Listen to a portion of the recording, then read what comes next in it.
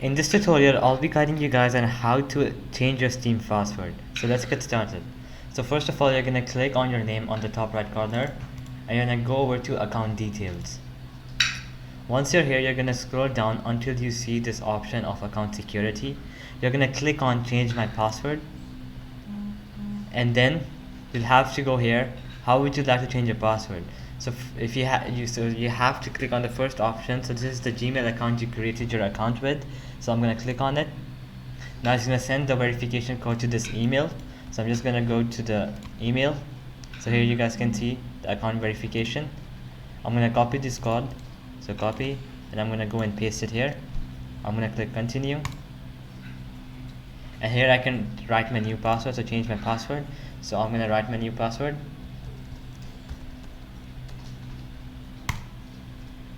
Okay, and then I'm gonna enter my password, and then I'm gonna click change my password.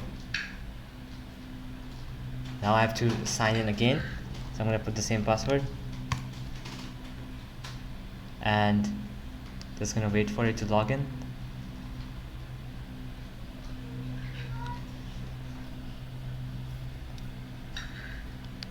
And there you go, I'm in my account again. So that's how you change your password.